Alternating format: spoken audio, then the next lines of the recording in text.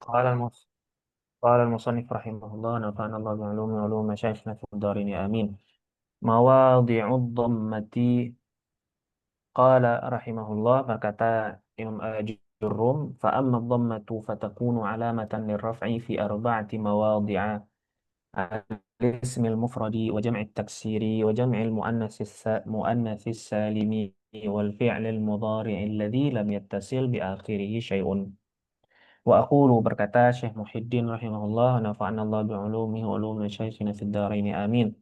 تكون الضمة علامة على رفع الكلمة في أربعة مواضع. Dhammah itu menjadi tanda untuk rafa'nya sebuah kalimat. Nah, kalimat di sini maksudnya adalah isim, fi'il, saja. Isim, fi'il. Hmm. Fi arba'ati mawadhi'. Ada empat tempat. Al-mawdi'ul awwal al-ismul mufrad, ini sudah kita baca sebelumnya. Wal mawdi'ul tsani jam'ut taksiri wal mawdi'ul tsalits jam'ul muannatsis salimu. Jadi jamu muannatsis muannas.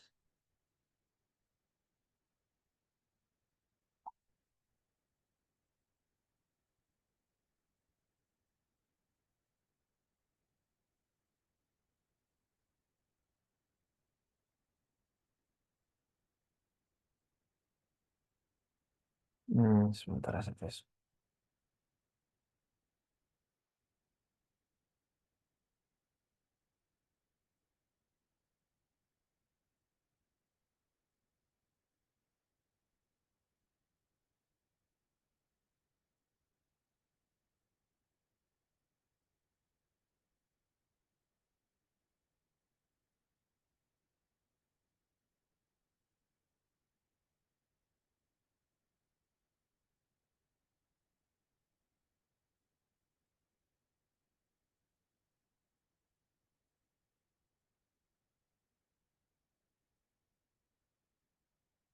Oke.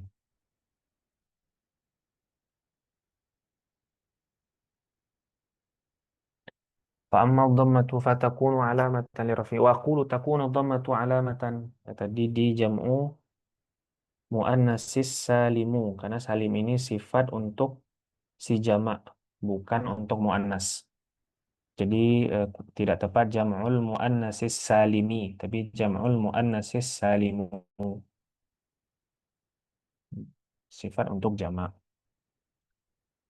والموضع الرابع الفعل المضارع الذي لم يتصل بألف اثنين ولا واو جماعة ولا ياء مخاطبة ولا نون توكيد خفيفة أو ثقيلة ولا نون نسوة.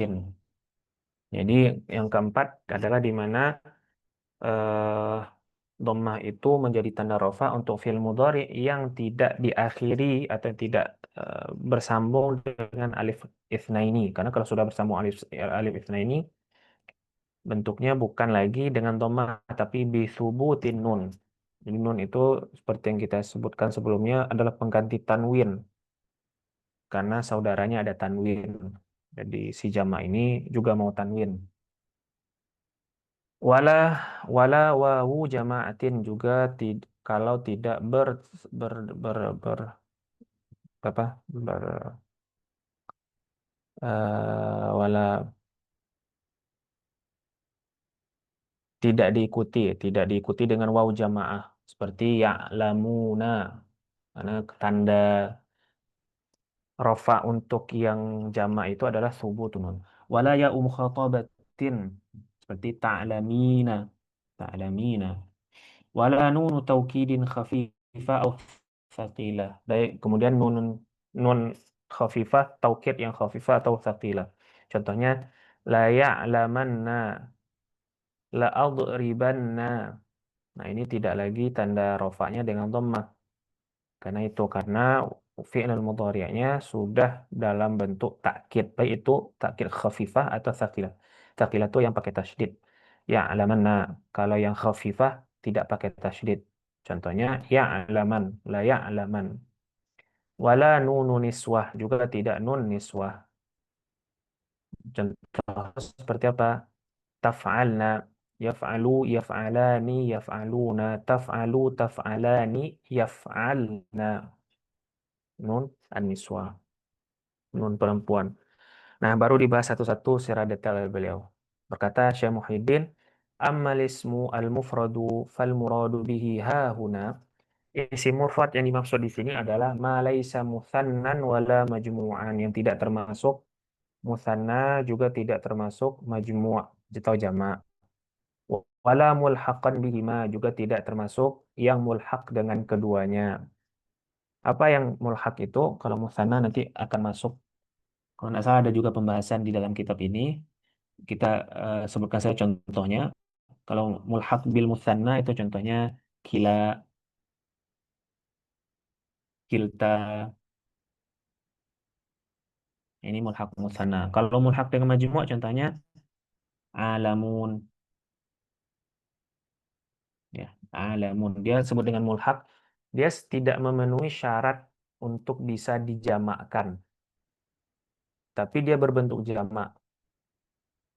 Hmm, ada itu, ada beberapa kriterianya. Jadi dia bukan jamak, bukan musanna, bukan jamak, juga bukan mulhaq untuk keduanya. Ini maksudnya mulhaq bukan jamak. Ini ini mulhaq untuk musanna. Contohnya iliyun, ya, alamun dan seterusnya.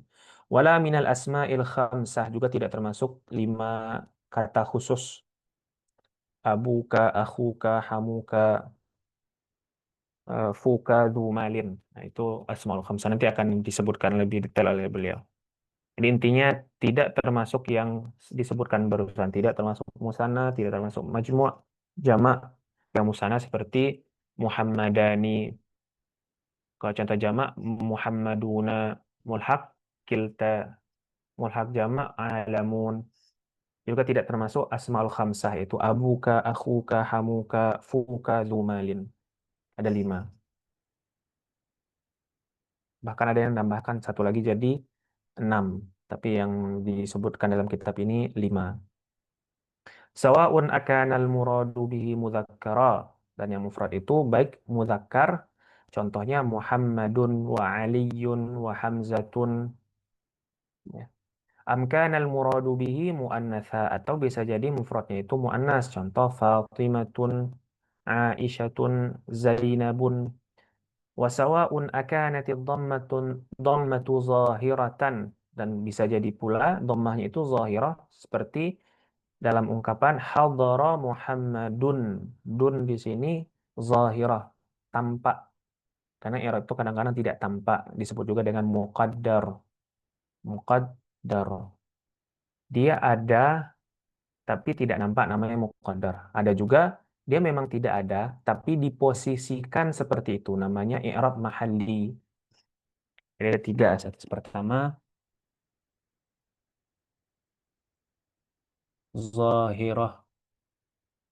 Contohnya eh, hadara Muhammadun. Ada muqaddar, muqaddaratun. Dia dia ada tapi di disembunyikan, muqaddar. Contohnya apa? Contohnya jaa al-fata, datang anak muda. Nah, ini sebenarnya fatayu tapi tidak dilihatkan, fata saja, fata. Ada yang mahal, mahalliyah. Dia memang tidak ada tanda itu, tapi diposisikan dia di posisi rafa. Contohnya bagaimana? Ja'alladzina amana billah. Nah, orang ungkapan alladzi itu diposisikan sebagai fa'il dari ja'a. Misalnya sini telah datang ja'alladzi yang amana billah, ya. Amana billah. Telah datang orang yang beriman kepada Allah. Alladzi di sini ini fi mahalli raf'in fa'il. Posisinya disamakan seperti fa'il. Walaupun ini nggak ada tanda U-nya di sini sebenarnya. Beda dengan muqaddar. Oke, kita lihat di sini kembali lagi. Hmm. Am kanat sawa'un akanat ad-dhammatu zahiratan kama fi nahwi hadara Muhammadun wa safarat Fatimatun. Fatimatu. Kenapa tidak dikasih eh,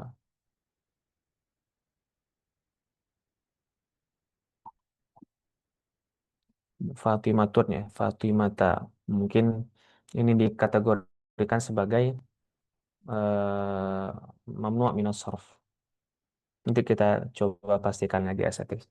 Kemudian amkanat muqaddaratan atau yang muqaddar contoh di sini hadaral fata wal qadi wa akhi. Nah, ini sudah pernah juga contoh ini muncul fata eh ini lithiqal. Ini ta'adzur. Akhi lishtighalil mahal karena kesesuaian di akhi itu karena dinisbahkan kepada ya nisbah saya maka memang cocoknya itu kasroh jadi lishtighalil mahalli karena posisinya itu sudah diboking oleh huruf ya karena ya datang di akhir dibokinglah harkat kasroh karena teman akrabnya ya itu adalah kasroh teman akrabnya alif adalah fathah teman akrabnya waw adalah dhammah nahwu wa nahwu contoh lainnya wa tazawwajat Laila wa Nu'ma tazawwajat Laila wa Nu'ma contoh lainnya telah menikah si Laila dan Nu'ma fa inna Muhammad nah ini bacanya bagaimana Muhammadankah atau Muhammadun boleh dua-duanya kalau dibaca Muhammadan berarti dia memang isim dari inna tapi kalau dibaca Muhammadun ya berarti dia merujuk kepada kata aslinya yang di dalam contoh sebelumnya. Maka di sini kalau kita iraukan muncul juga seperti Muhammadun ismu namanya ismu inna marfu'un.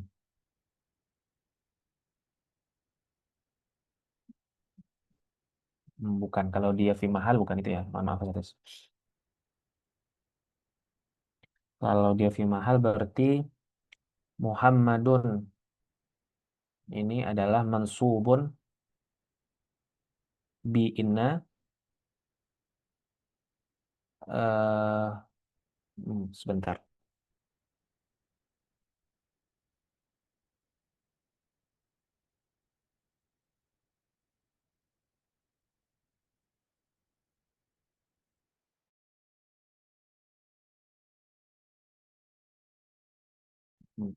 Atau seperti Muhammadun ismu mufradin fi mahalli fi mahalli nasbin dia di mahal nasbi li'annahu isim inna li'annahu ismu inna jadi Muhammad itu isim mufrad tapi fi mahalli nasbin di mahal nasab dia diposisikan seperti nasab li'annahu isim inna. Tuh, ini Anda tidak yakin 100% ya. Nanti kita coba cek di kitab Al-Kafrawi bagaimana narasinya. Tapi ini memang betul masuk kategori fi mahal. Tapi bunyi i'rab panjangnya ini Anda rasa terlalu pendek, harusnya lebih panjang dari ini. Baik. Fa inna Muhammadun wa kadza Fatimatu marfu'ani wa alamatu raf'ihi oh mohon maaf kok fi mahali nasbin ya. Kita kan ngambilnya dhammatun berarti fi mahali raf'in. Fi mahalli raf'in asal. Kalau baca Muhammadan berarti seperti biasa. Muhammadan isim inna mansubun wa alamatu nasbihi fathatun zahiratun fi akhirih li'annahu isim mufrad.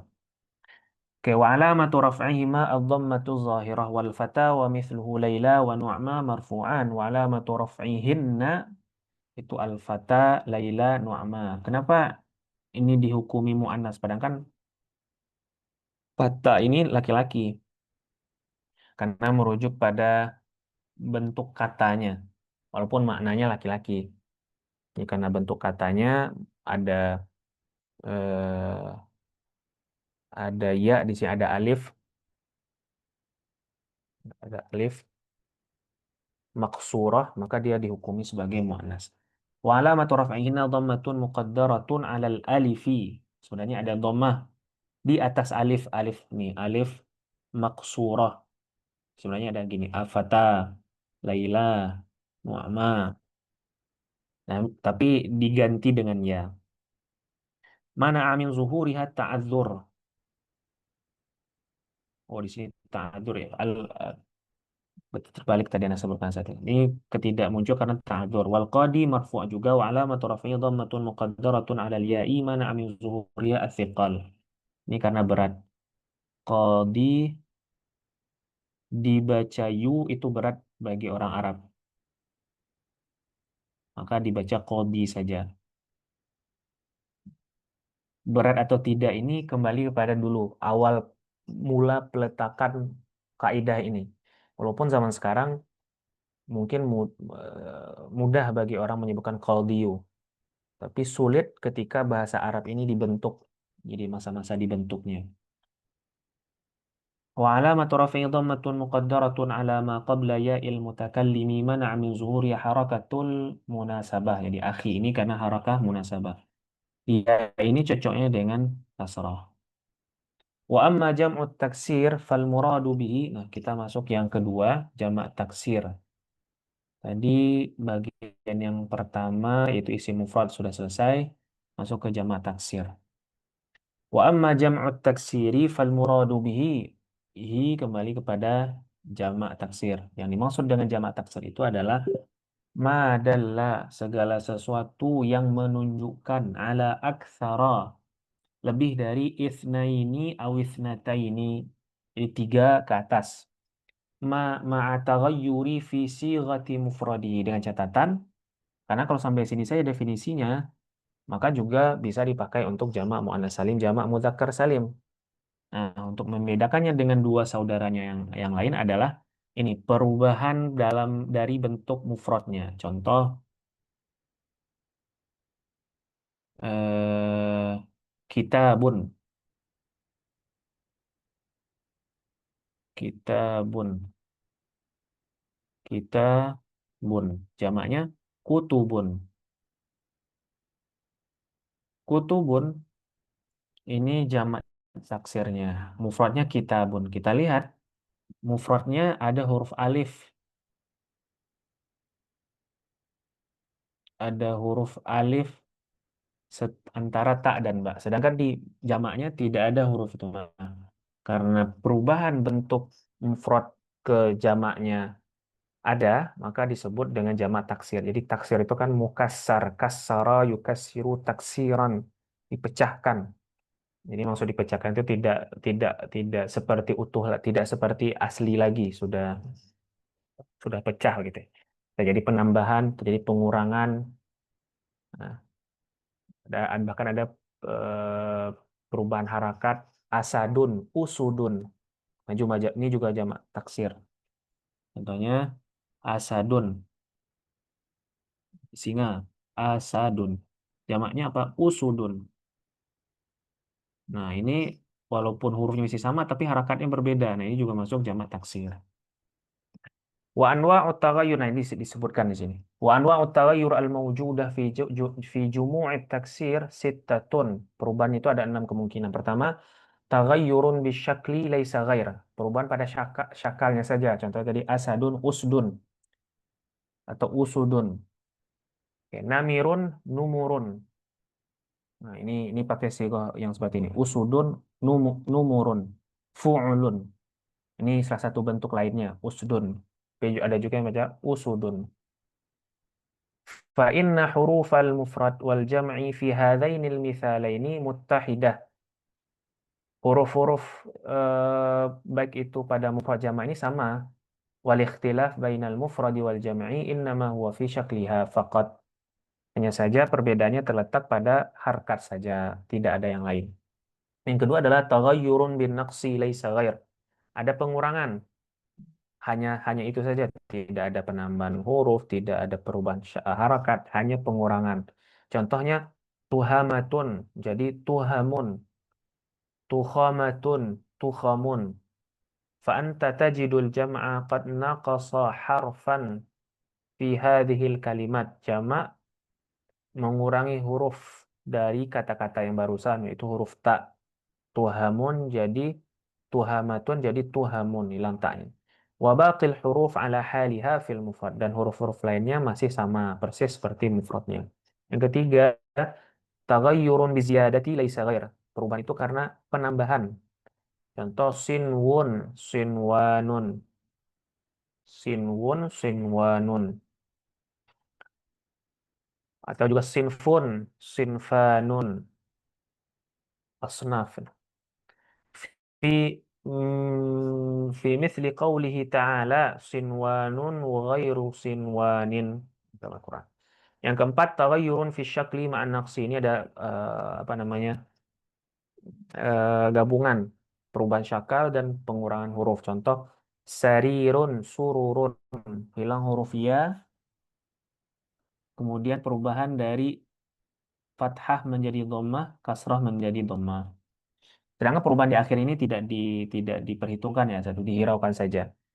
Kitabun, kutubun. Nah, ini perubahan harakat dan pengurangan huruf. Hilang huruf alif, harakatnya juga berubah. Wa ahmaru wa humrun. Ahmar, humrun. Ahmar ini kenapa tidak ahmarun? Karena dia mamnu' min sarf, alasannya karena sewazan dengan fiil. Sama dengan af'ala. Jadi karena dia mirip dengan al-wazan fiil, maka dia tidak diberikan tanwin. Beda dengan humrun. Humrun tidak sama dengan wazan fi'il, maka muncul tanwinnya humrun. Wa abyadu wa biyadun, biyadun, biyadun putih.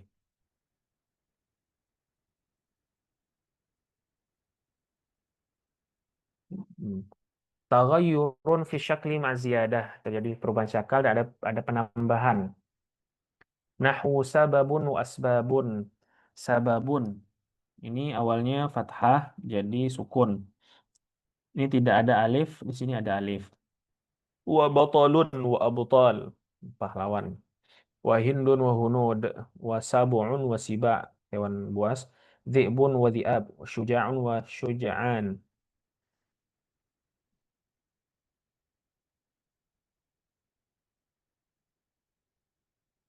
Kemudian yang keenam, taghayyurun fi syakli ma'ziyadati, perubahan di syakal ma'ziyadah wa naqsi, ada tambah huruf, ada juga huruf yang dikurangi, jadi komplit yang nomor 6. Contoh karimun wa kurama.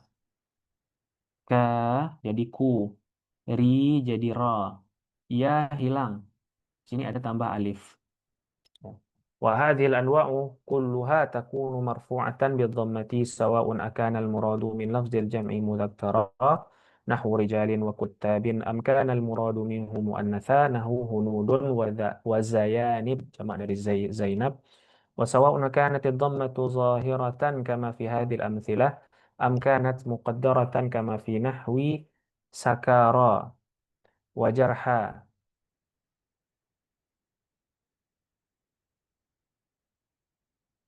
نحو عذارى وحبالا تقول قام الرجال والزيانب فتجدهما مرفوعين بالضمة الظاهرة وتقول حضر الجرحى والعذارى فيكون كل من الجرحى والعذارى مرفوع بضمة مقدرة على الألف منع من ظهورها التعذر كان ده اسم مقصور. Kemudian wa amma jam'ul muannatsis salimu fahuwa ma dalla ala aktsara min athnataini bi ziyadati alifin wa ta'in fi akhirih. Jadi ada penambahan alif dan ta. Contoh Zainabatu, Fatimatu, wa Hammamatu.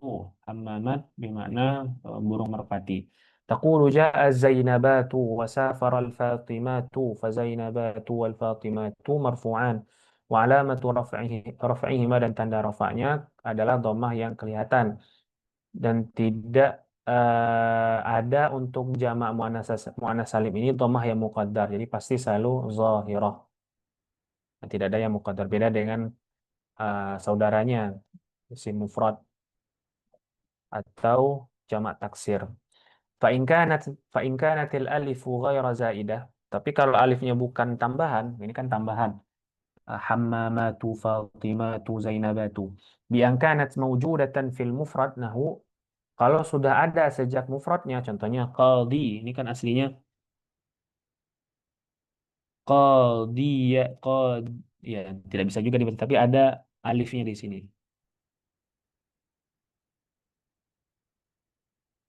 Wal qudatu wad da'i wad du'atu lam yakun jam'u muannas saliman. Nah, ini tidak disebut dengan jamak muannas salim. Qaldiya tidak muncul. Tapi tidak bisa disebut dengan jamak muannas muannas salim. Nah, mungkin kita bisa membantah kan ini taknya tak marbutoh. Sedangkan di jamak muannas salim taknya tak yang maftuhah, yaitu mabsutah. Nah, sebenarnya ini adalah bentuk dari kesepakatan ulama Arabiyah saja. Sebenarnya bisa juga tidak salah juga kalau ditulis seperti ini. Ad-du'atun. Ini ketentuan atau ini tata cara yang dibuat oleh manusia, oleh para ulama-ulama. Ini ya, ya kalau kita mungkin bisa, oh ini kan tamar butoh ya, otomatis bukan jamak muannas salim. Tapi di dalam bahasa Arab sebenarnya kalau kita bunyikan kan nggak ketahuan ini tamar butoh atau tidak. Ini kebetulan saja ditulis. Kalau tidak dituliskan, orang bisa juga menyangka tai seperti ini. Wa du'atu lam yakun jam'a muannatsis saliman. Nah, ini bukti kalau salim itu dia mengikut kepada jamak. Karena kalau dia mengikut pada muannas harusnya dia salimin. Karena muannas ini pasti salimin. Jamak ini lam yakun hmm, lam yakun huwa atau lafaz-lafaz itu lam yakun huwa jam'a khabar dari yakun. Khabar dari yakun itu mansub. Nah, di sini karena ia mansub, yang maka sifatnya juga mansub. Saliman, tidak boleh salimin. Bal huwa hina idzin. Hina idzin. Ini kan tanwin. Tanwin ini namanya tanwin iwad. Dia menggantikan jumlah yang muqaddar. Apa itu jumlah yang muqaddar? Yaitu mana? Wahina, wahina.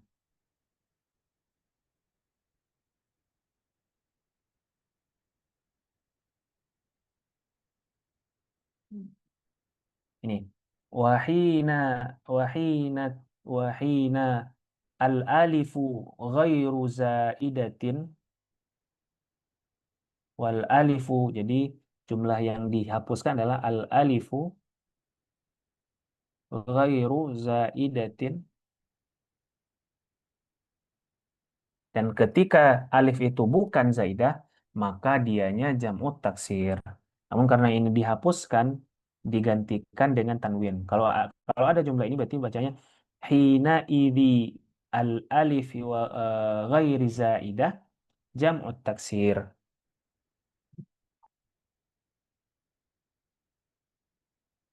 Pada ayat idza balagatil hulqum. Jadi yang menggantikan dari jumlah hina balagatil hulqum, ketika ruh itu sampai pada hulqum.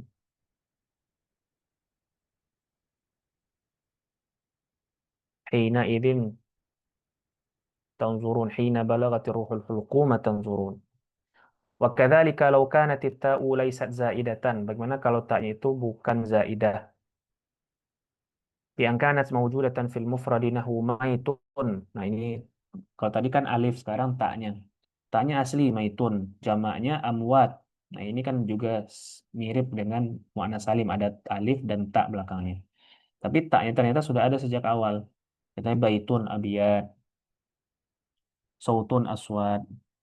Kana min jam'i taksir. Kalau seperti ini dia masuk jamak taksir, bukan lagi jamak muannas salim. Walam yakun ma'a jam'il muannas salim dan tidak termasuk dalam jamak muannas salim. Kemudian asatis wa ammal fi'lul mudhari'u fa nahwu yadribu yaktubu fa kullun min hadainil fi'laini marfu'un. Fa kullun. Kenapa dibaca fakulun? Kenapa tidak fakullu? Karena lagi-lagi ini sebenarnya ada jumlah yang dihapuskan. Jadi fakullu yadribu wa yaktubu minha minha min hadainil fi'laini marfu'un. Tapi dihapuskan yadrib dan yaktub atau bisa juga fakullun atau fakullul fi'lul mudhari'i ala nahwi hadza. Setiap fi'il mudhari' yang semisal dengan ini wazannya min hadainil fi'laini marfu'un merupakan marfu'. Wa alamatu raf'ihi ad-dhammatu dhahirah wa kadzalika yad'u yad'u harakannya pada ain saja, yarju hanya pada jim saja, fakullun minhuma marfu'un, fakullun minhuma ini fakullu yad'u wa yarju au fakullul fi'lil mudhari'i ala hadhihi as-sighati ala hadhihi al-wazni marfu'un. Wa alamatu raf'ihi dhammatun muqaddarah dan tanda rafa'nya adalah dhammah yang ditakdirkan pada waw. Di pada waw ini ada dhammah sebenarnya tapi disembunyikan. Mana min zuhuriha as-siqal tidak dikeluarkan, tidak ditampakkan karena berat. Wa kadzalika yaqdi wa yurdi fa kullun minhuma marfu' wa alamatu raf'ihi dhammatun muqaddaratun 'ala al-ya' mana min zuhuriha as-siqalu. Wa kadzalika yarda wa yaqwa fa kullun minhuma marfu' wa alamatu raf'ihi dhammatun muqaddaratun 'ala al-alif mana min zuhuriha at-ta'adzur. Dan yarda, yaqwa juga seperti itu. Mana min zuhuriha, tapi sebabnya ta'adzur. Karena mustahil. Menurut masyarakat yang membentuk bahasa Arab ini dulu, ini nggak mungkin kata mereka. Sedangkan yang sebelumnya adalah thiqal. Jadi sebabnya itu bisa di thiqal atau ta'adzur. Thiqal itu berat, ta'adzur itu artinya ya mustahil. Uzur, tidak mungkin. Wa qawluna alladhi lam yattasil bihi alifu thnaini aw wawu jama'atin aw ja'u mukhatabatin yukhriju mattasala bihi wahidun min hadhil asya'i thalatha. Dan di paragraf sebelumnya ada kami sampaikan selama dia tidak ber, apa namanya, menempel padanya itu alif itsnain, waw jamaah dan ya mukhatabah. Dengan kalimat tadi yukhriju mengeluarkan segala sesuatu atau fiil-fiil yang ber yang menempel padanya, yang diikuti setelahnya salah satu dari tiga ini. Famattasala bil alifu itsnaini nahu yaktubani yansurani, maka tandanya bukan lagi dhammah tapi thubutun nun. Dia akan dibahas pada tanda yang paling akhir untuk rofa. Yaktuba ini berarti ini bukan dhammah tanda rofaknya kata beliau. Wa mattasala bihi wawul jamaah itu pula kalau yang apa namanya yang diikuti setelahnya wawul jamaah. Contohnya yaktubuna. Nah, walaupun banyak dhammah tapi ini bukan tanda rofa.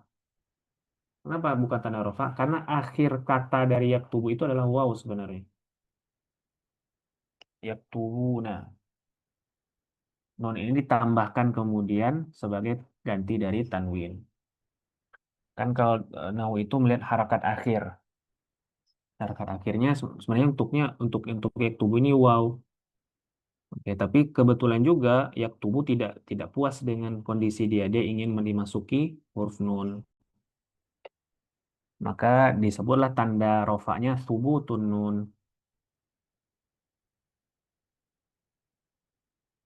Ya. Hina idzin bil dhammah ya. Hina. Ini lagi-lagi hina idzin. Kalau kita panjangkan hina tasala al fi'lul mudhari'u.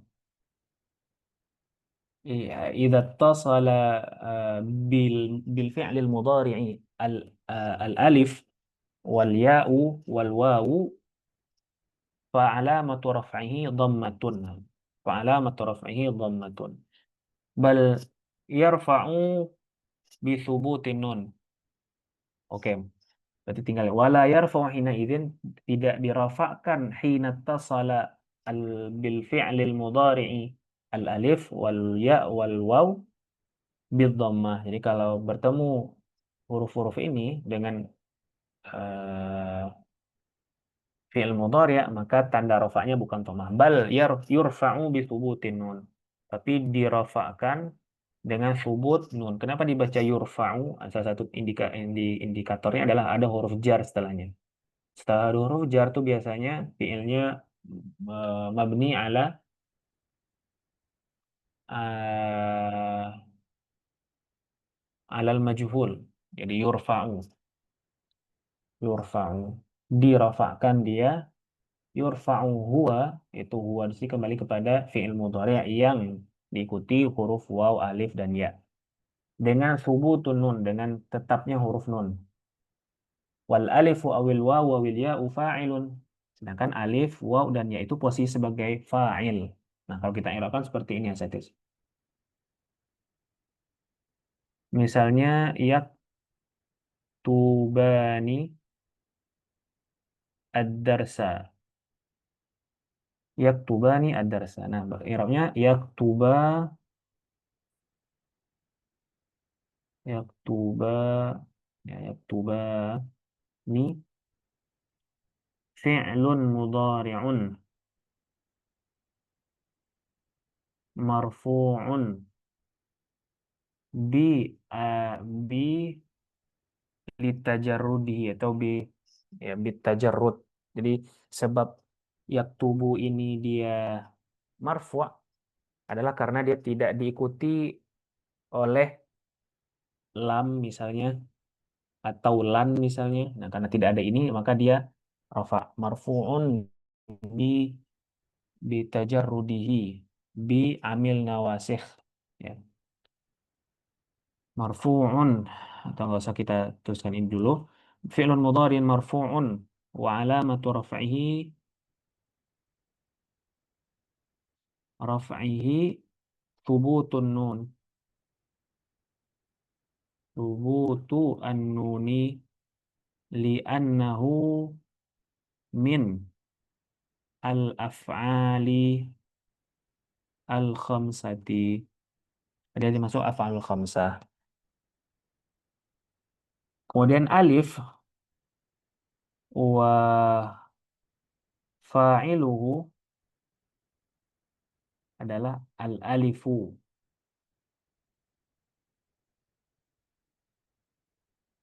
Al-alifu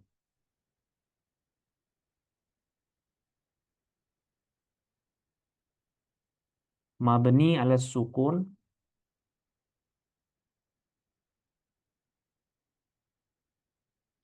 karena dia tidak punya harakat, dia harus sukun. Yaktubani mabni ala sukun fi mahalli raf'in fa'ilun. Dia diposisikan seperti dari posisi rafa karena dia fa'il. Di fa'ilnya adalah al-alif. Kemudian kalau di awalnya ada misalnya Muhammadun wa Zaidun. Nah, ini bukan fa'ilnya lagi tapi ini marja fa'ilnya, marja dari domir tasniyah ini atau huruf alif tasniyah ini. Kemudian ad-darsa, kalau kita i'rabkan ad-darsa mansubun bi yaktubani wa alamatu nasbihi fathatun zahiratun fi akhiri ad-dars li'annahu isim mufrad. Dars itu adalah maf'ul bih mansub dengan yaktubu, dan tanda mansubnya atau tanda nasabnya adalah fathah yang kelihatan di akhirnya karena merupakan isim mufrad, dan karena isim mufrad itu seperti itu ya ditulis seperti yang kelihatan itu ditampakkan fathahnya. Wa qauluna, sedikit lagi, wala nunu taukidin khafifatan aw thaqilatan, juga tidak diikuti dengan nun taukid baik itu yang khafifah atau thaqilah. Yukhriju, dengan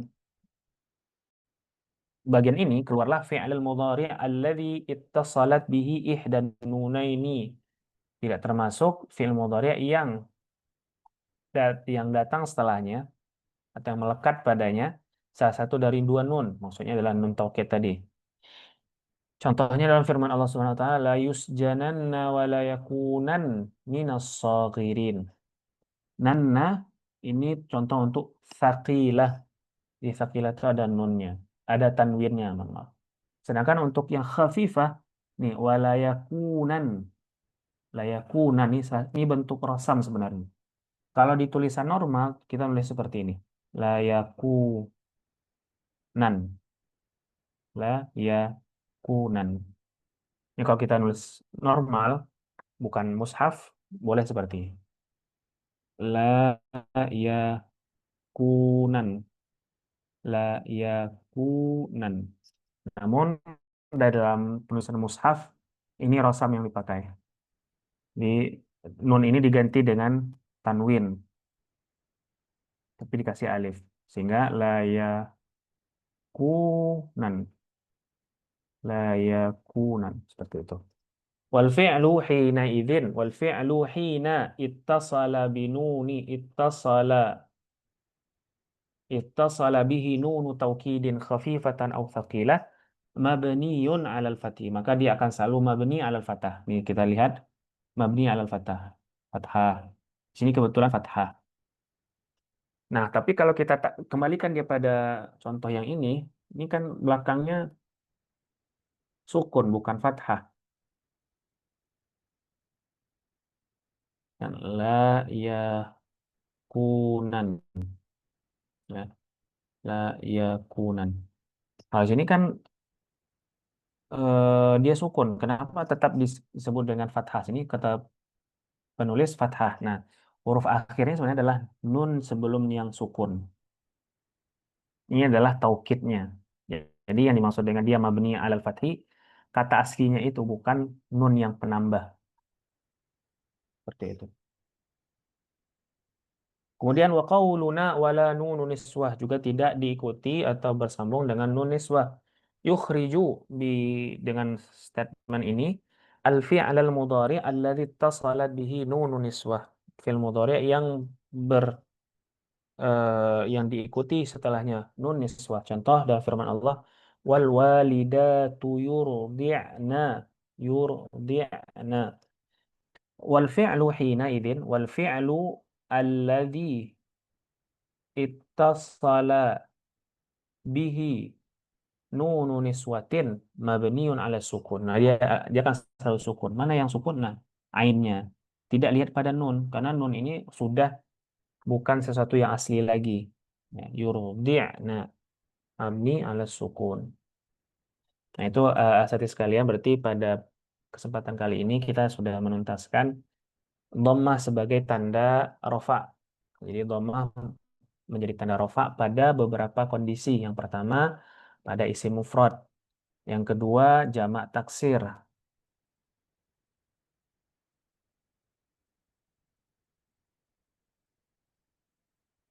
yang pertama isim mufrad, yang kedua jamak taksir, yang ketiga jamak muannats salim, yang keempat fi'lul mudhari alladzi lam yattasil bi akhiri syai'.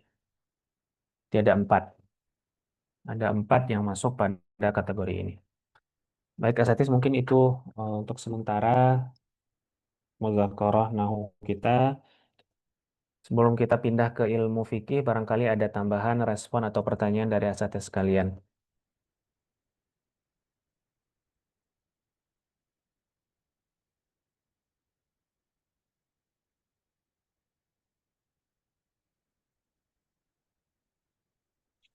Nah, ini pertanyaan. Ahlan Sazul. Nah, soal kulun ini kan. Jadi kapan kulu, kapan kulun, kapan kulu gitu ya. Jadi, itu. Mm. Eh, Kalau yang untuk lebih tepatnya itu kita perhatikan konteks ceritanya Sazul. Kalau ada sesuatu yang sudah disinggung sebelumnya, maka dibaca kulun.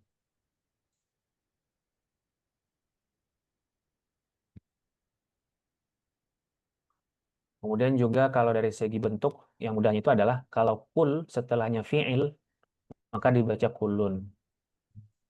Kullu ya'malu ala syakilatihi ya saudara. Kulun. Karena kalau dibaca kullu ya'mal, nggak cocok. Karena setelah kullu itu harusnya mudhafun ilaih. Mudhafun ilaih biasanya isim. Tapi kalau muncul setelahnya fi'il, maka itu dibaca kulun. Di kulun tuh fa'ilnya Kulun. atau gimana? Kenapa saya? Kulun jadi fa'il kalau ketemu dengan fi'il. Kulunnya jadi fa'il. Oh, kalau kalau Kalau setelah setelahnya fi'il berarti kan ada jumlah yang dihilangkan. mm, Nah, kulunnya berarti melihat posisinya bisa bisa jadi dia jadi mubtada. Karena fa'il itu tidak boleh sebelum dari fi'ilnya. Kalau misalkan kulun ya'malu, maka kulun tidak boleh menjadi fa'il. Yang boleh itu kulun menjadi marja fa'ilnya. Jadi sebenarnya kulun ya'malu huwa. Huwa ini adalah fa'il dari ya'mal. Tapi huwa ini kan ada beberapa kemungkinan huwa man. Huwanya bisa kita, bisa Zaid, bisa Muhammad, bisa Umar. Nah, dikembalikan pada kulunnya. Jadi secara posisi kata, fa'il itu harus setelah fi'il. Walaupun secara makna dia bisa sudah ada sebelum fi'ilnya. Namun karena nahu itu mengkaji urutan berdasarkan urutan penyebutan, ya kalau kita tuliskan berarti berdasarkan urutan penulisannya, maka fa'il itu dalam nahu harus setelah fi'il.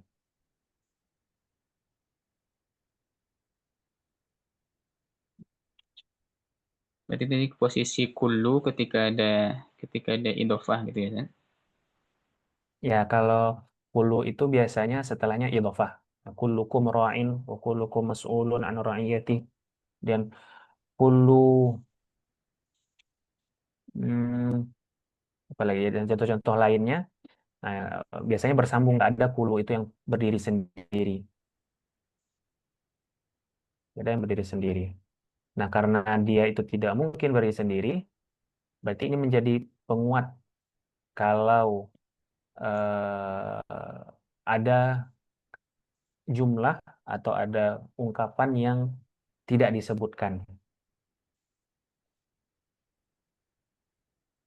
dengan indikasi-indikasi tadi. Contohnya setelahnya ada fiil, kemudian konteks ceritanya juga memungkinkan untuk hal itu.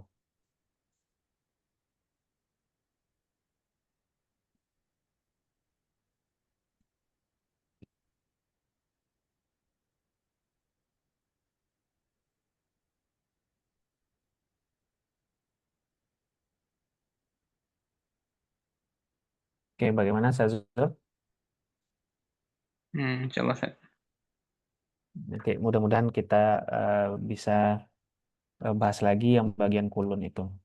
Nah, kalau misalnya Asatis tertarik, eh, ada di Kawal Duriyah, di bagian awal-awal itu, ketika pengarang menjelaskan tentang tanwin, nah akan beliau jelaskan itu macam-macam tanwin. Tanwin iwad. Nah, iwad ini ada iwad untuk pengganti huruf, ada pengganti jumlah.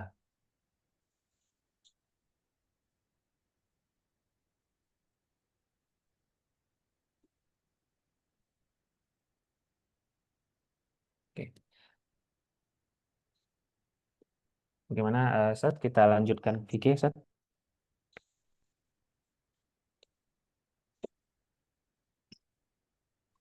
Ya, Ustaz, lanjut, Ustaz. Oke. Kemarin kita masih bahas tayamum ya, Seth ya.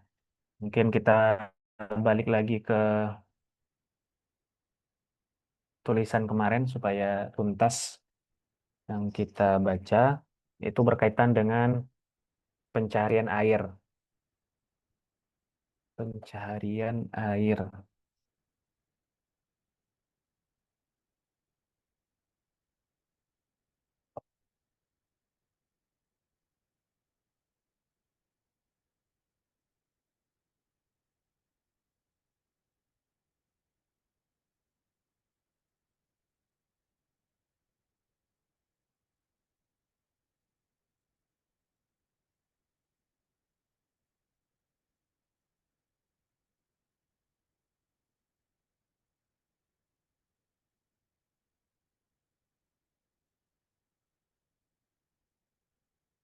Kemarin itu pernah sudah kita singgung masalah ini air yang kelebihan dari kebutuhan supaya masih bersambung informasinya kita eh, baca lagi dari bagian hilang di tempat yang biasanya ada air. Maka cari untuk hadul ghaus. Kalau tidak memiliki air, maka harus mencari terlebih dahulu. Pertama-tama mencari dalam radius 1,5 kilometer. Ada dua kemungkinan. Jika ia yakin dalam jarak had ghaus tidak ada air, maka tidak perlu mencarinya. Boleh langsung bertayamum. Boleh langsung bertayamum. Berarti tidak wajib. Kalau dia mau mencari, juga tidak apa-apa. Yang kedua, jika ada kemungkinan ada air dan atau yakin adanya. Berarti kalau ada kemungkinan saja di hadul ghaus, maka dia harus mencarinya terlebih dahulu. Nah, mencari sini tidak harus memang berjalan. Kalau zaman sekarang mungkin bisa di SMS, di telepon kenalan-kenalan di sekitarnya yang masih dalam radius 1,5 kilometer. Dan hadul qurub, nih hadul qurub ini terjadi kalau eh, di jarak ini, yaitu dari 1,5 kilometer atau 4,5 kilometer, yakin ada air.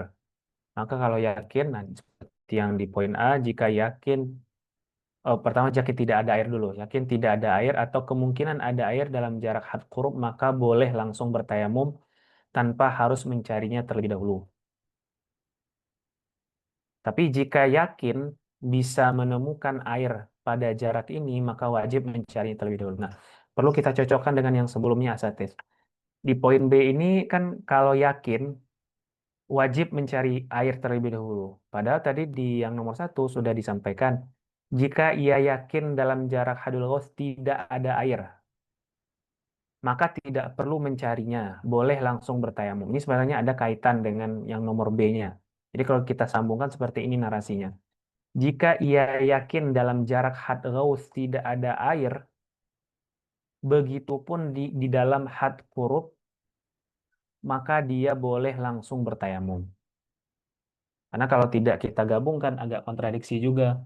Karena di sini kan dikatakan kalau sudah tidak ada memang air di haddul ghaus, maka tidak perlu mencarinya.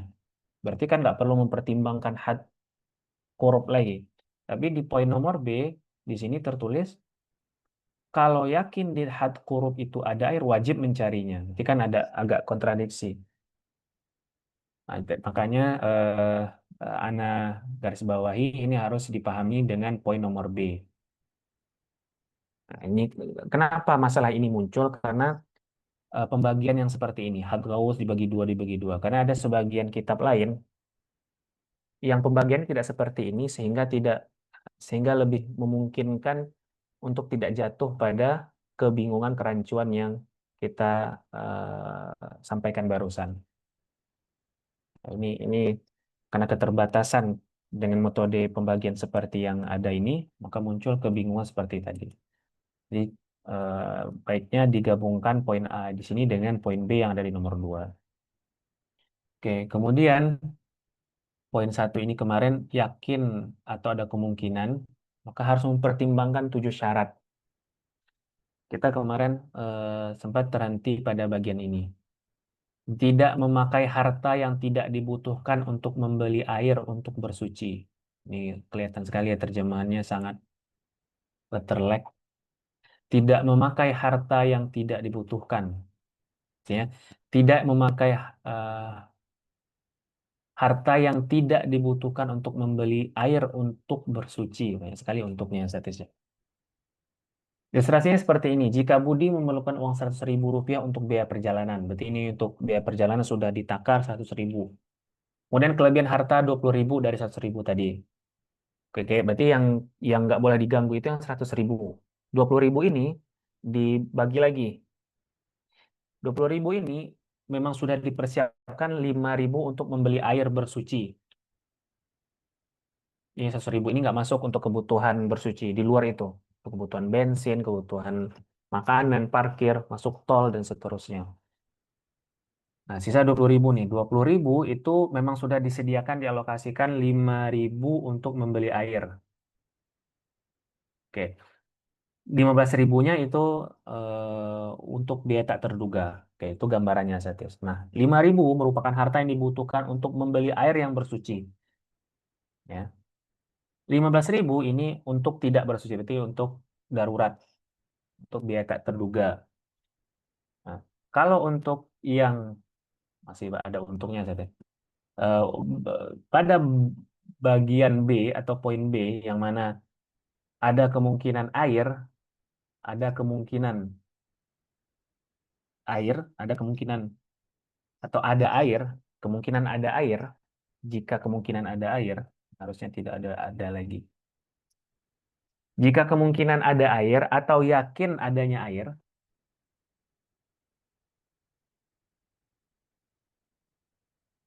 nah ini dulu berarti kemungkinan ada air berarti tidak perlu memakai uang yang 5.000 dan 20.000.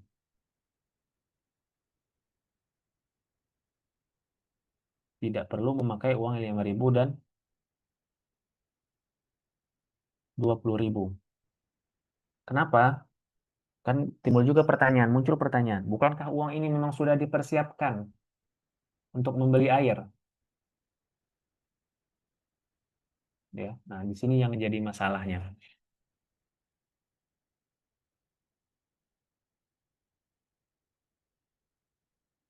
Karena narasinya tidak memakai harta yang tidak dibutuhkan untuk membeli air.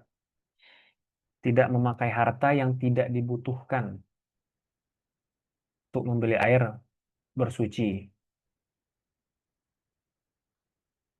Nah, mungkin bisa kita cek ke kitab lain Asatis, kita buka kitab lain untuk memastikan pemahaman kita.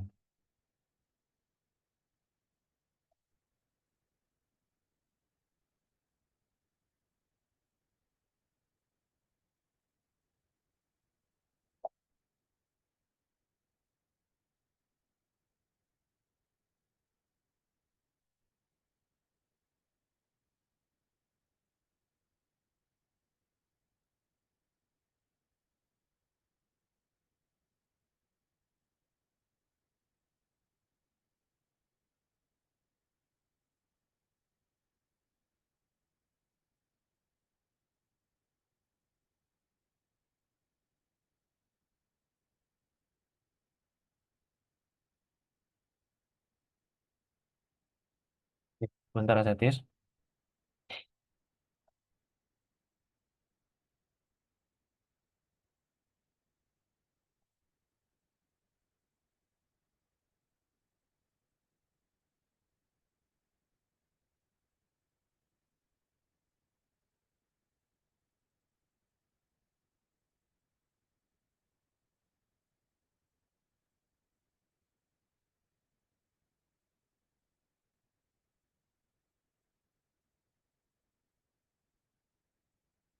Oke, kita buka kitab yang namanya Mu'nisul Jalis. Ini juga bagus kalau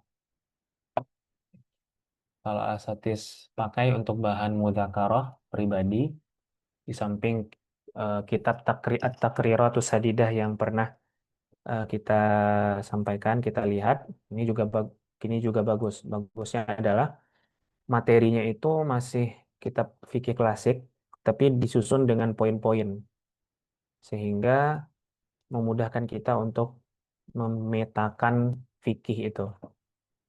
Ya, jadi menyempurnakan lah kalau bagi nah pribadi untuk awal-awal memang teman yang cocok itu Mu'nisul Jalis ini dengan At-Taqriratus Sadidah. Jadi dia sudah bentuk poin-poin dan ada masalah-masalah kontemporer yang disinggung terutama dalam kitab Taqrirat Sadidah dulu. Kalau di sini masalah kontemporer tidak tidak banyak, mungkin hanya satu atau dua. Tapi bagus untuk kita memetakan permasalahan. Karena yang dibutuhkan pertama kali bagi penuntut ilmu fikih terutama adalah memetakan masalah.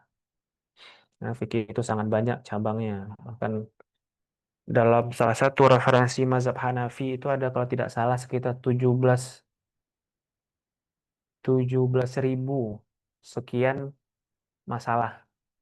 Jadi beliau coba hitung ada berapa masalah sih yang dibahas. Itu pun di zaman ketika itu ya, apalagi zaman sekarang makin banyak. Nah, oke. Sulit rasanya kalau mengingat 17.000 masalah fikih itu langsung di kepala. Nah, ini yang tadi Anda ceritakan, pembagiannya tidak seperti yang tadi kita baca di sini seperti ini.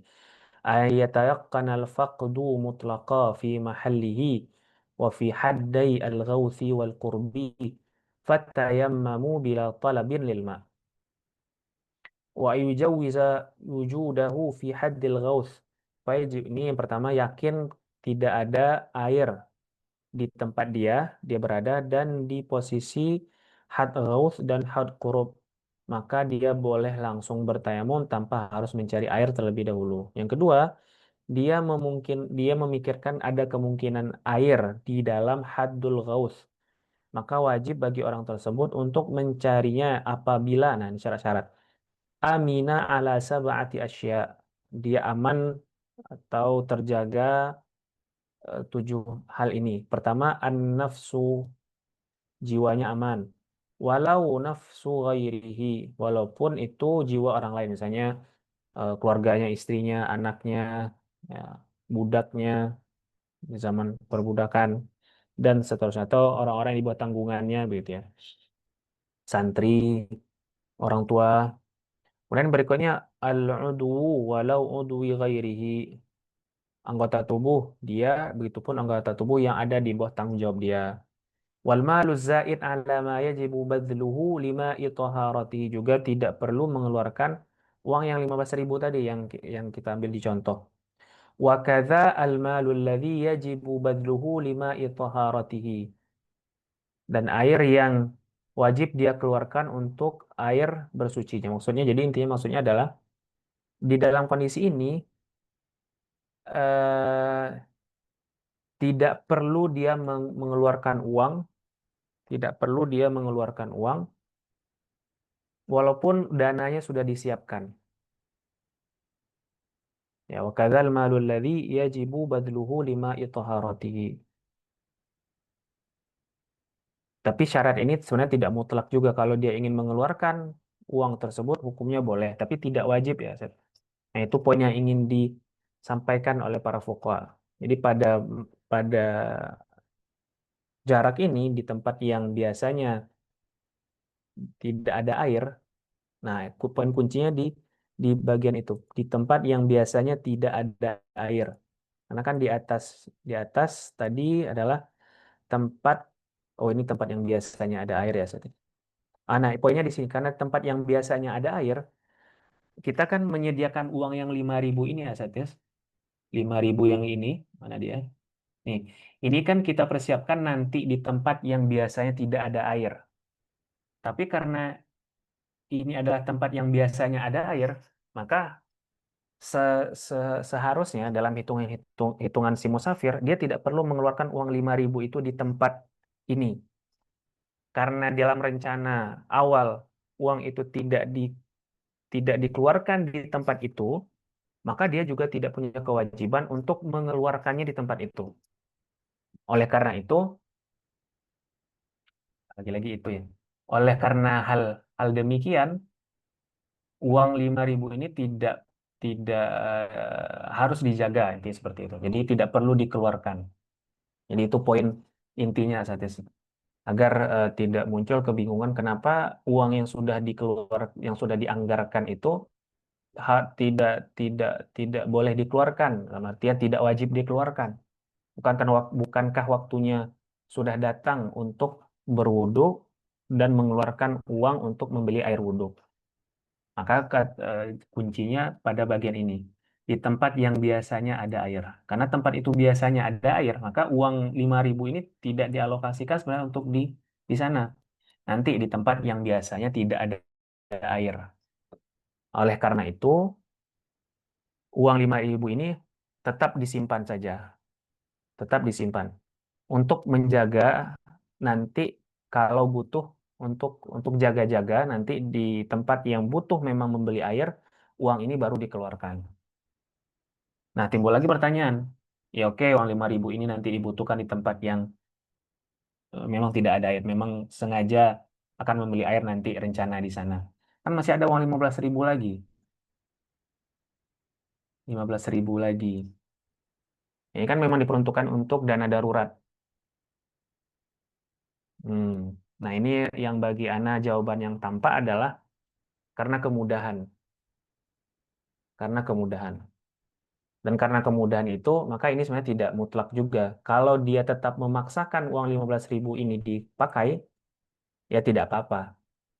Tapi dia tidak berkewajiban. Nah, karena di fikih itu kan batasannya itu pada level apakah wajib atau tidak. Kalau dia sanggup dan siap menerima resiko nanti, maka tidak apa-apa dia pakai uang 15.000 ini. Tapi tidak wajib. Nah, itu poin poin penting untuk yang bagian ini. Kemudian kalau yakin adanya air, baru kita pindah nomor 2. Wajib mencari air jika terdapat 4 syarat. Kalau di atas ada 7 syarat, sedangkan di nomor 2 hanya 4 syarat. Ada beberapa pengurangan. Nah, ini nanti bisa insya Allah anak kirimkan. Kemarin lupa anak kirimkan satu sekalian. Nah, kalau yang agak agak membingungkan itu yang poin nomor 4 ini. Ini setelah kita ketahui gimana atau alasan kenapa uang 20.000 ini tidak diwajibkan untuk dibayarkan untuk membeli air. Nah, untuk yang poin nomor 2 dan seterusnya insya Allah tidak akan susah lagi memahaminya. Oke. Kemudian haddul bu'ud. Jika pada jarak had bu'ud lebih dari 4,5 kilometer, maka dengan rincian seperti berikut. Jika ia yakin tidak ada air, tidak air, tidak air, tidak ada air, atau ada kemungkinan air, atau kemungkinan ada air, dalam jarak hadul bu'ud, jadi hadul bu'ud 4,5 meter sampai ujung dunia, maka boleh langsung bertayamum tanpa harus mencari terlebih dahulu. Ya, ini masuk akal. Kalau udah yakin lewat dari 4,5 kilometer itu tidak ada air, ya untuk apa lagi mencari seperti itu. Lalu bagaimana kalau jika yakin masih bisa menemukan air dari di jarak hadul bu'ud ini, itu 4,5 meter sampai seterusnya, maka masih wajib mencarinya terlebih dahulu. Berarti ini masih dikaitkan dengan poin A, Satif. Poin A yang nomor 1. Jadi poin A ini dipahami dengan poin B nomor 2, poin B nomor 3. Jika yakin bisa menemukan air pada jarak ini, yaitu hadul bu'ud 4,5 kilometer seterusnya, wajib mencarinya terlebih dahulu. Selama pencariannya tidak terhitung safar. Tapi tetap ada batasannya. Kalau sudah terlalu jauh, misalnya dia di Indonesia sekarang, atau di Mungka, di Payakumbuh misalnya. Payakumbuh terlalu besar. Di mana ya contohnya? Ada desa B, ya. Desa B. Ya. Kemudian sudah lewat 45 kilometer, yakin ada air. Yakin ada air. Tapi kalau dihitung lagi jaraknya dari titik dia berada sekarang ke tempat yang sudah masuk kategori hadul bu'ud itu, jaraknya sudah sampai 100 kilometer. Itu udah lewat lewat lewat Padang lah ya, dari Payakumbuh ke Padang. Maka nggak perlu mencari. Ini maksudnya kalau masih lewat-lewat sedikit dan masih memenuhi syarat-syarat yang akan disampaikan di poin nomor 4, maka wajib mencari. Misalnya jarak 4,6 kilometer. Waktu masih panjang, kondisi aman, tidak membutuhkan uang untuk keluar, kemudian juga tidak ada hewan ternak yang perlu diperhatikan juga. Nah, ini wajib mencarinya. Atau 4,7 kilometer, waktu masih panjang ya. 4,5 kilometer itu kalau jalan normal habis 1 jam lah.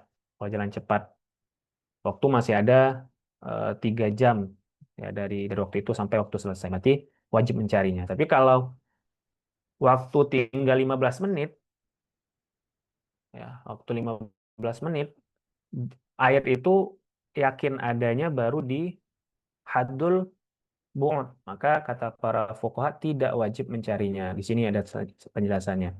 Selain pencariannya tidak terhitung safar, jadi ini syarat yang sudah disebutkan di atas, ada tambah lagi 4 syarat tambahan. Jadi totalnya ada 5 syarat. Yaitu yang pertama, tidak membahayakan nyawanya, ya seperti yang sebelumnya juga. Kemudian tidak membahayakan anggota tubuhnya, seperti sebelumnya juga. Dan tidak memakai harta yang tidak dibutuhkan, berarti nggak butuh pakai harta yang 15.000. Tapi kenapa di sini nggak disebutkan tidak memakai harta yang dibutuhkan? Nah, agak bergeser lagi di sini logika yang dipakai. Karena kalau jarak buon ini kan jauh, jauh ya.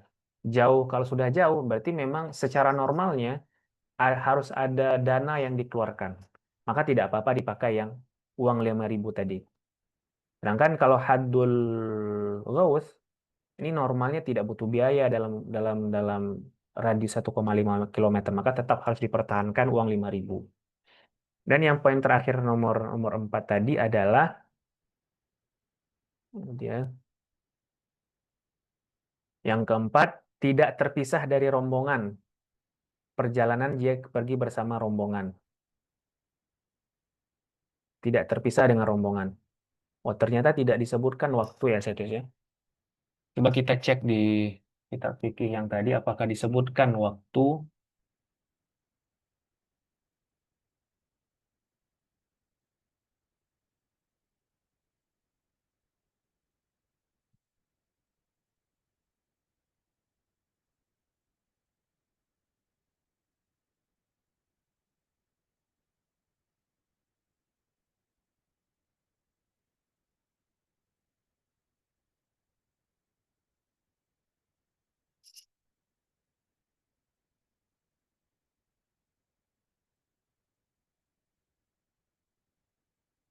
Nah, ini dia. Wa in tayaqqanahu fi haddil bu'di wajaba talabuhu bi syurut in lam yu'adda bi talabihi musafiran tadi yang cara pertama. Kalau perjalanan itu tidak dihitung sebagai musafir karena kejauhan. Wa iya mana ala nafsihi wa udhihi wa malihi alladhi la yajibu badluhu. Aman tidak maksudnya tidak perlu mengeluarkan harta yang tidak wajib dikeluarkan yang 15.000 tadi. Kemudian waling kita rufqah dan berpisah dari rombongan. وهذا حاصل ما في الروضة والشرح وقرره ابن قاسم والشربيني في حواشي البهجة فاغتنمه. Oh, berarti memang oh ini belum ana share ya Satis ya. Mohon maaf. Nih di sini sama seperti yang kita baca tadi. Wa in tayaqqana fi haddil bu'di berarti memang tidak diperhatikan waktu. Kalaupun habis waktu dalam proses pencarian tidak apa-apa. Jadi tidak termasuk syarat kalau terjadi di haddul kalau yakin ada air di haddul bu'd. Begitu Asatis melelahkan ya, Asatis Yahna juga merasa agak berat nih pembahasan yang bagian ini. Oke, nanti insya Allah Anda bagikan kepada Asatis sekalian. Oke, ada respon atau ada pertanyaan dari Asatis? Silahkan.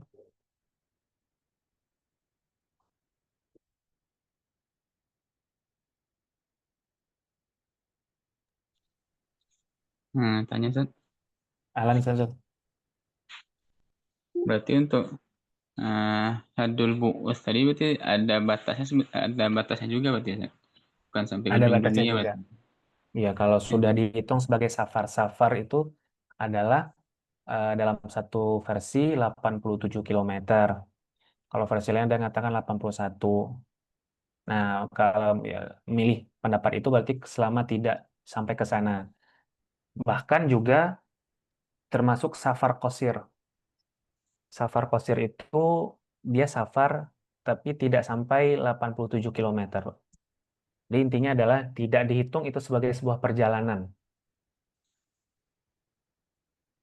Dan bagaimana standar perjalanan kembali kepada pandangan atau kembali kepada uruf. Misalnya di masyarakat itu kalau jalan 7 kilometer itu sudah disebut dengan safar. Berarti kalau sudah lewat 7 kilometer nggak usah cari. Atau kalau sudah masuk 10 kilometer sudah dihitung safar, maka tidak tidak perlu mencari kalau sudah lewat 10 kilometer. Tapi kalau kurang dari itu dan yakin ada air, wajib mencarinya terlebih dahulu. Oh, berarti safar ini safar yang makna uruf itu ya, bukan safar yang 80-an gitu. Bukan bukan saja di safar yang pada uruf. Itu safar safar qasir namanya. Namanya safar qasir dan safar tawil. Kalau tawil berarti yang 81 atau 87 tadi. Safar tawil itu yang berkaitan dengan hukum jamak dan qasar salat. Kemudian juga hukum lama mengusap khuffain. Hmm. Nah, kemudian kan di dalam sholat itu ada namanya sholat sunnah safar. Para ulama melihat bahwasanya safar qasir pun disunahkan untuk sholat sunat. Jadi kalau misalnya kita di Payakumbuh, misalnya Ana dari Kota Tuamungka mau ke pasar Payakumbuh. Nah, secara urf itu kan sudah disebut dengan safar walaupun bukan safar towil, masuk kategori safar qasir. Sebagian ulama memandang disunnahkan untuk sholat sunat safar.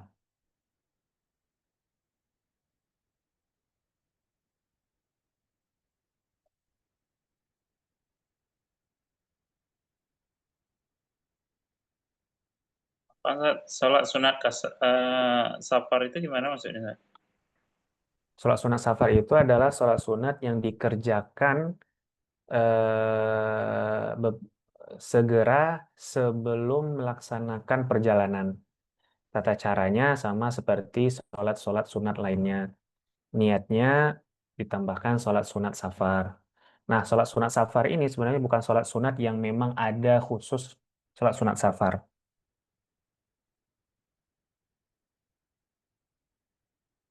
Beda dengan sholat sunat duha, sholat sunat rawatib, sholat sunat witir itu tuh memang khusus. Atau kalau dalam bahasa fikih ini dinamakan dengan sholat sunat maksudah.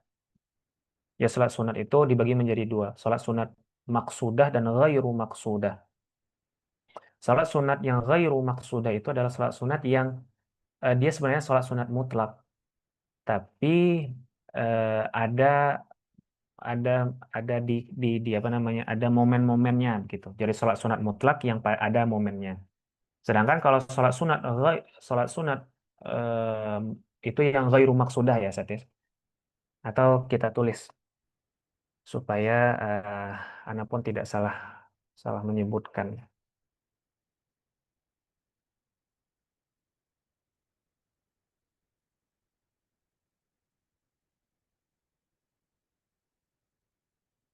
Atau bisa kita loncat dulu Satis karena berkaitan dengan sholat ini ada juga hal penting yaitu bagaimana hukum menggabungkan dua niat.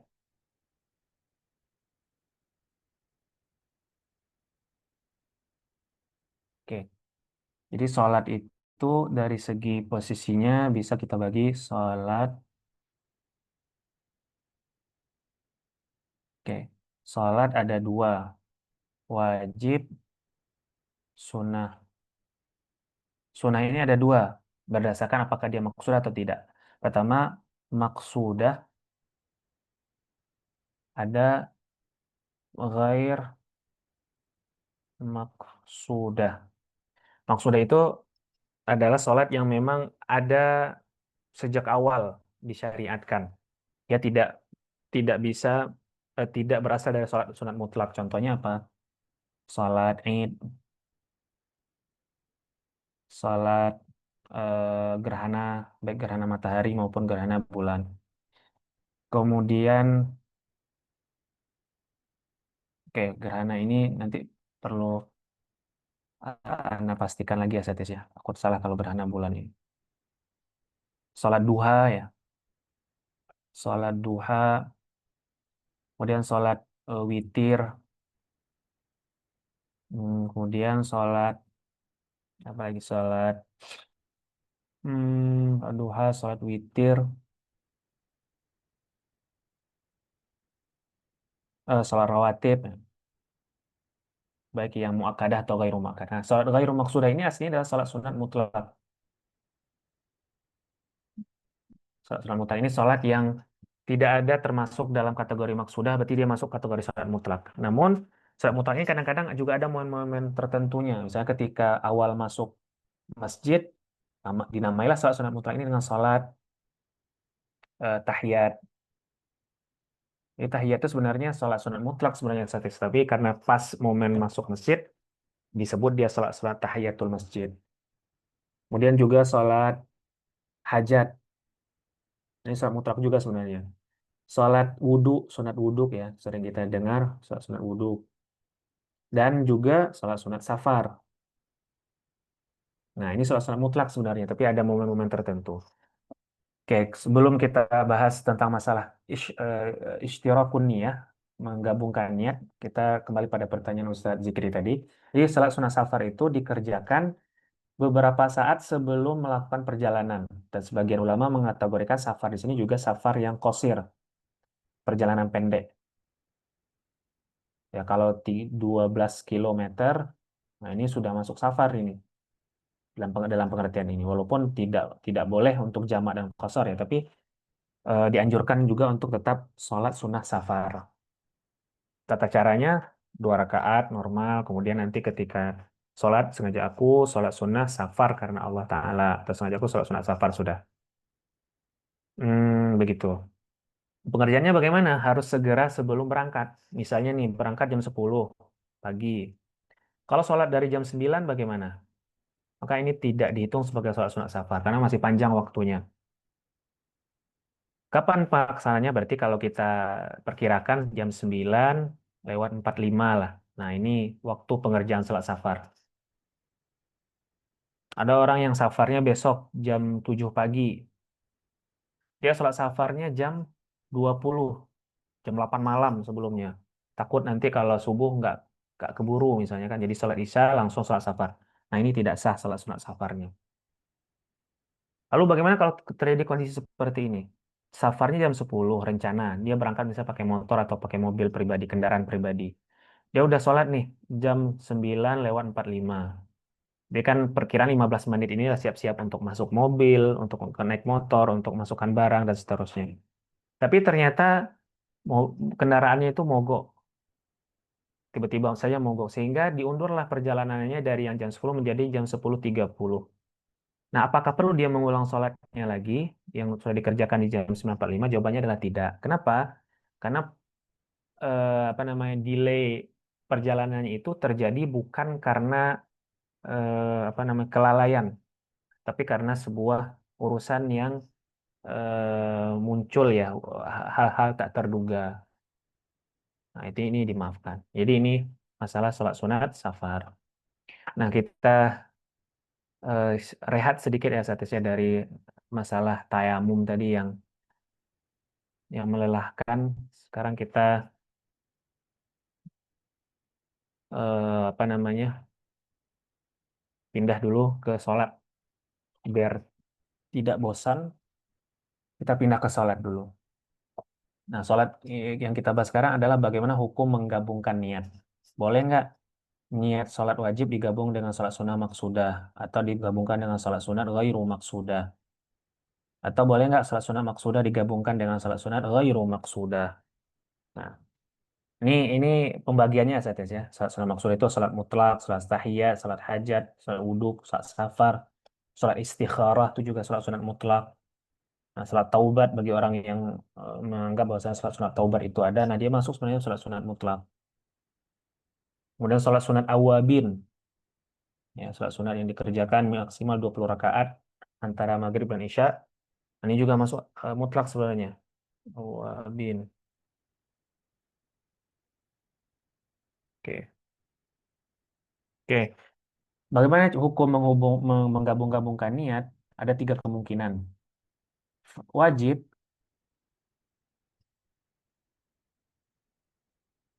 digabung dengan maksudah dan ghair maksudah. Oke. Yang berikutnya, wajib disambung dengan maksudah saja. Wajib digabungkan dengan ghair maksudah. Oke. Berikutnya, maksudah gabungkan dengan ghair maksudah. Oke, ini ada beberapa kemungkinan. Nah, kalau seperti yang ini, wajib dengan maksudah dan ghairu maksudah ini tidak boleh. Kenapa? Karena sholat wajib dan sholat maksudah itu tidak boleh disatukan niatnya. Jadi sebab ini tertolak karena wajib bertemu dengan maksudah. Oke. Yang kedua, karena ini sudah dapat poinnya, berarti ini juga tidak boleh. Contohnya sholat sunat, sholat fardu subuh digabung dengan eh, sholat apa ya contohnya? Sholat qadha rawatib misalnya. Atau sholat rawatib. Jadi karena keburu masuk masjid, imam sudah takbiratul ihram salat subuh, digabung itu niat sholat subuh dengan sholat sunat rawatib. Hukumnya tidak sah. Dua-duanya batal. Bahkan berdosa kalau sengaja dan tahu hukumnya tidak boleh. Begitupun dengan wajib. Sholat subuh ada dengan sholat subuh qadha nih, supaya tidak repot digabungin, itu tidak boleh. Atau sholat sunat, sholat fardu zuhur digabung dengan sholat fardu asar atau isya, itu juga tidak boleh. Ya. Jadi ini duanya tidak boleh. Lalu bagaimana kalau sholat sholat fardu digabung dengan sholat ghairu maksudah, sholat sunat maksud, ini hukumnya boleh. Bagaimana contohnya? Sholat subuh digabung dengan sholat tahiyatul masjid. Kata para ulama hukumnya boleh. Oke, nanti kita rincikan lagi. Bagaimana masalah pahalanya.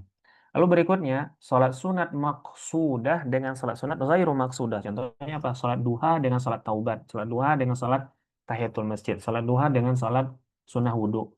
Ini hukumnya boleh. Kesimpulannya, kesimpulannya bahwa sholat wajib dengan wajib itu tidak boleh. Oke.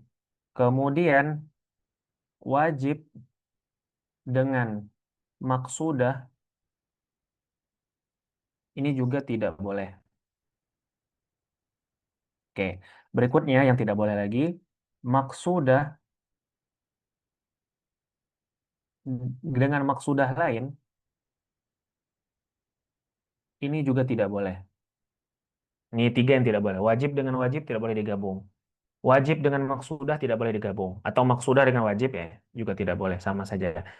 Begitupun maksudah dengan maksudah juga tidak boleh digabungkan. Misalnya nih, dia niat salat duha itu kan maksimal dalam satu riwayat 12, ada yang mengatakan 8. Orang ini cerdas, kelewat cerdas. Jadi saya repot-repot salat duha 8 rakaat, saya niatkan aja double. Ya Allah, sengaja aku sholat duha 2 rakaat sekaligus untuk 4 kali. Kan dihitung 8 itu. Atau sekaligus untuk berapa? Oh, kalau dua berarti 4. Atau untuk 6 kali sholat duha ya Allah agar dihitung 12. Nah itu kan berarti menggabungkan sholat duha 1, duha 2, duha 3, duha 4 dan seterusnya. Nah, itu tidak boleh. Atau sholat witir 13 ya, kebanyakan. Jadi digabung saja rakaat 1 sampai 10 sampai 12 digabung satu niatnya. Ya Allah sengaja aku sholat witir 2 rakaat untuk 5 kali witir yang genap ya Allah. Nah itu tidak sah, batal. Jadi ini yang batal, tidak boleh digabungkan. Nah yang boleh digabungkan bagi apa? Wajib dengan ghair maksudah. Lalu maksudah dengan ghair maksudah. Lalu ghair maksudah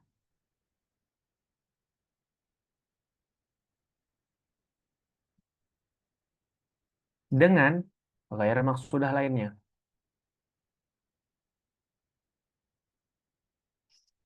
Nah, ini boleh. Tiga hal ini juga boleh. Tiga hal ini boleh. Boleh, boleh, dan boleh. Bagaimana contoh wajib dengan ghairu maksudah? Contohnya tadi yang sudah kita singgung, pergi sholat subuh, sampai di masjid, imam sudah takbiratul ihram. Nggak sempat lagi sholat tahiyatul masjid. Kan sholat tahiyatul masjid itu habis waktunya kalau sudah duduk. Nah, duduk dengan sengaja atau duduk lama dengan tidak sengaja. Ini udah terhitung, nggak ada hilang waktunya kan gitu. Nah, kalau dia gabungin niatnya bagaimana? Sengaja aku fardu subuh, sengaja aku fardu subuh karena Allah Ta'ala. sengaja aku fardu subuh karena Allah sengaja aku fardu subuh dan tahiyatul masjid karena Allah Ta'ala. Maka kata ulama hukumnya boleh, tidak membatalkan sholat wajib. Dapat pahala, tapi tentu tidak sesempurna sholat yang kalau dipisah, sholat tahiyatul masjid satu, sholat wajibnya satu. Bahkan sebagian ulama menyatakan seperti ini. Sebenarnya ketika kita masuk masjid itu kita dianjurkan, ada anjuran dari Allah Subhanahu wa taala untuk sholat sunat di sana. Ketika seseorang muslim masuk masjid kemudian tidak mengerjakan sholat tahiyatul masjid, maka memang tidak disebut berdosa, tapi dia ada kurangnya. Kurangnya. Kalau kita di manusia ini mungkin menganalogikan seperti ini. Ada orang datang bertamu ke rumah kita, lalu tiba-tiba duduk langsung ya tanpa dipersilahkan. Nah, itu kan mengurangi apa namanya?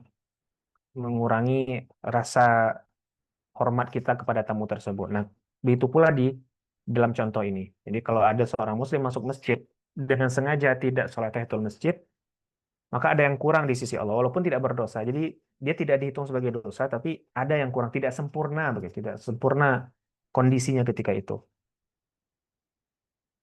Nah, kaitannya kalau ada orang sholat wajib tanpa sholat tahiyatul masjid, nah, dia tidak kurang di sisi Allah. Kenapa? Karena dia sudah mengerjakan sholat, walaupun tidak sholat tahiyatul masjid. Nah, jadi ada beberapa masalah juga kalau ingin kita pecah. Ada orang sholat subuh nih. Subuh ditambah tahiyat. Ada dua kemungkinan. Ada dua kemungkinan. Dengan dua niat, ada dengan satu niat. Satu niat maksudnya ya sholat subuh saja tanpa niat sholat tahiyatul masjid. Kalau dengan dua niat, sepakat ulama dapat pahala. Dapat dua pahala. Dapat dua pahala. Yaitu pahala subuh, sholat subuh, tambah tahiyat. Walaupun tidak sesempurna kalau dia sholatnya dipisah-pisah. Subuh dulu, tahiyat dulu baru subuh. Tapi yang jelas dapat pahala. Pahalanya lebih lah dari tidak meniatkan begitu. Nah, kalau satu niat ini bagaimana? Kata ulama kalau satu niat, berarti satu niat ini maksudnya niat subuh saja ya. Nah, kalau satu niat, maka dia dapat pahala sholat subuh, subuh. Kemudian pahala untuk sholat tahiyatnya bagaimana? Ada dua pandangan. Ada dua pandangan. Pandangan pertama dalam di mazhab Syafi'i menyatakan bahwasanya tetap dapat dua pahala. Nah, ini yang agak apa ya, agak mudah lah ya, memudahkan kita lah. Apalagi kalau kita misalnya terlupa. Nah, kalau meyakini pendapat ini berarti dapat dua pahala insya Allah. Kenapa? Alasannya begini. Karena pada dasarnya Allah tidak memerintahkan kita untuk mengerjakan sholat khusus ketika masuk masjid. Namun yang dianjurkan itu adalah mengerjakan sholat ketika masuk masjid. Ini kalau kita misalkan ya Asatis, seperti ini pandangan anak pribadi, sama ketika masuk tanah haram. Bukankah di dalam ketentuannya ketika ada orang yang masuk tanah haram, sudah ada saja keinginannya untuk umroh, maka dia wajib pakai ihram sejak dari luar. Karena menghormati tanah haram. Begitupun di masjid. Maka selayaknya setiap masuk masjid itu menghormati ya pemilik masjid Allah Subhanahu wa taala dengan mengerjakan sholat.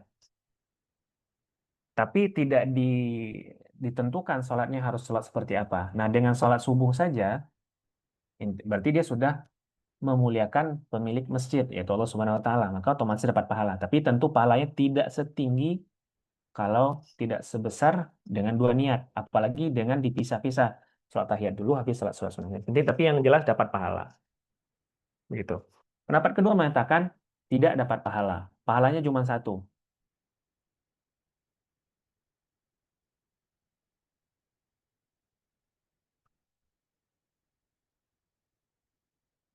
Oke, pahala satu berarti sudah kembali ke poin ini. Nanti ini kita langsung saja. Kalau pandangan kedua, kalau berkaitan dengan tahiyat, dia tetap dapat satu pahala, tapi tolapnya gugur. Rasa kurangnya tadi apa? Posisi kurangnya di sisi Allah tadi itu gugur. Karena alasannya sama dengan yang mengatakan dua pahala, yaitu Allah tidak menentukan harus sholat apa yang harus dikerjakan. Yang penting sholat.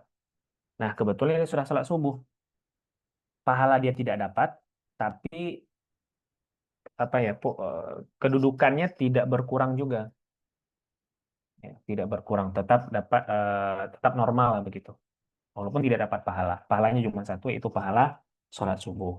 Nah, ini nih yang contoh sholat fardu dengan ghairu maksudah. Kalau maksudah dan ghairu maksudah, contohnya duha, sholat duha sekaligus sholat tahiyatul masjid. Nah, ini kita kita ketahui supaya nanti kalau misal waktu mepet nih, lagi mau berangkat atau dalam perjalanan, kalau sholat 4 rakaat ini nggak keburu, orang mau jalan.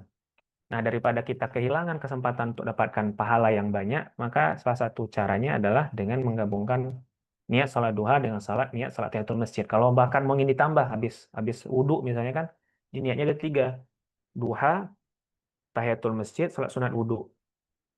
Atau mau tambah lagi, sholat istikharah boleh. Mau tambah lagi, sholat sunat hajat. Karena sholat-sholat yang terakhir-terakhir kita sebutkan itu masuk kategori yang ghairu maksudah. Boleh. Atau ghairu maksudah ini digabung sesama ghairu maksudah. Sholat tahiyatul masjid, sunat duha, bahkan kalau mau langsung safar setelah itu, sholat sunat safar, sholat hajat kalau ada keinginan, sholat istikharah, kemudian sholat apalagi sholat ghairu maksudah. Ya, yang seperti ini. Nah, itu hukumnya boleh.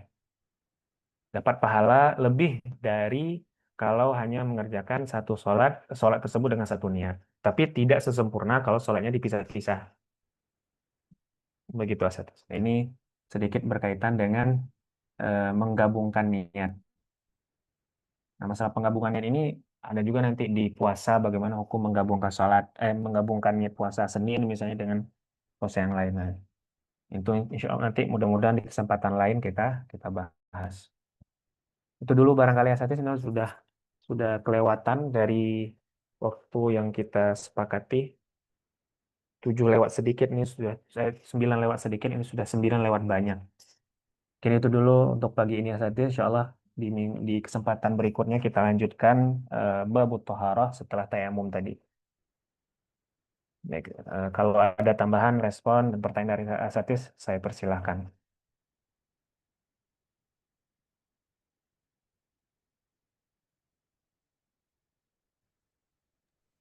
Konsep ini Sat. Saya terlewat tadi Sat. Untuk pembagian safar tadi Sat.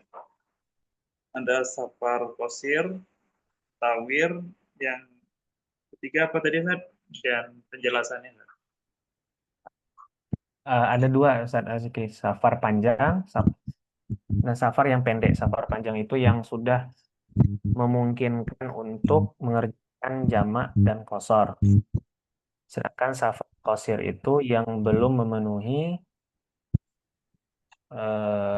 batas untuk jamak dan qasar.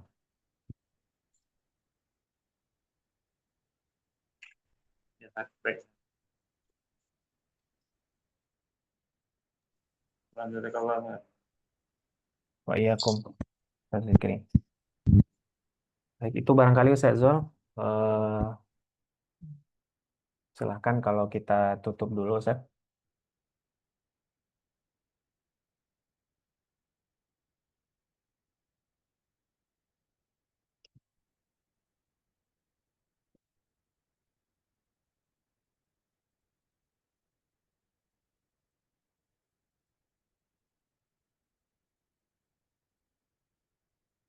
Ya, Ustaz, bagaimana kita sudahi dulu, Ustaz Zul?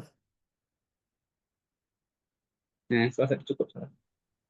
Baik. Oke, mohon maaf asatnya sekalian karena terlalu lama lewat dari jadwal kita. Mudah-mudahan nanti bisa kita evaluasi dan kita perbaiki lagi. Baik, itu Sazul dari Anas. Silahkan Sazul. Alhamdulillah. Terima kasih Ustaz Farisan atas penjelasannya, ilmu-ilmunya, dan satis semua yang telah hadir juga di mudzakarah kita pada pagi hari ini. Nah, insya Allah akan kita lanjutkan di pertemuan selanjutnya pekan depan.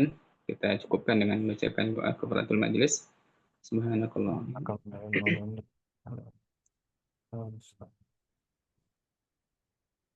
Oke, baiklah. Nah, mohon maaf atas segala kekurangannya. Wabillahi taufiq wal hidayah. Wassalamualaikum warahmatullahi wabarakatuh.